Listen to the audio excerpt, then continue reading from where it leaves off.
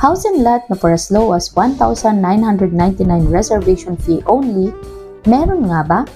Magandang araw, ako po si Kimberly Miguel, ang gurong ahente ng RRCT Realty na gagabay at handang tumulong sa pagkamit ng dream home mo. Isa sa pangunang bayad na gagawin natin kung tayo ay mag-a-avail ng house and lot ay ang tinatawag na reservation fee. Ang reservation fee ay ang partial payment na gagawin ni home buyer kung siya ay bibili na ng house and lot. Ito ay karaniwang ibinabawa sa total price ng mismong unit. Kaya naman napakagandang opportunity para sa mga nagbabalak magkaroon at makapagsimula na sa kanilang dream home ang ganitong promos.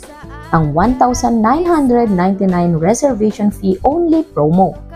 Dahil sa ganitong halaga lamang, ay pwede ka nang makapagpa-reserve ng house and lot. Bukod pa dyan, ay may free move-in fee promo pa tayo dito. Kaya naman sulit na sulit ito. Napakagandang balita nito dahil available ito sa Greenway Place, ang isa sa pinaka-affordable at pinaka-accessible to Metro Manila na housing project ni Apex Homes na located sa Barangay Quezon, Santa Maria, Bulacan.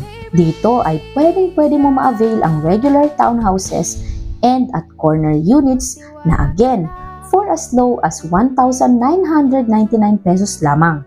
Meron din tayong townhouse with parking space na mapa-inner or end units ay marami tayong options dito. Pwedeng malapit sa amenities tulad ng basketball court, clubhouse, playground o along main road para patok kung ikaw ay magbi-business.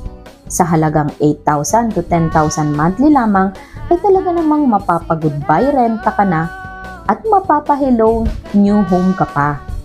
Kaya naman kung ikaw ay interesado na magkaroon ng bahay kay Apex Homes tulad ko, ay i-message mo lang ako sa video na ito.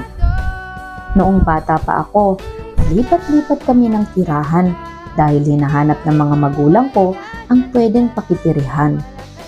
Sobrang hirap noong mga panahong iyon.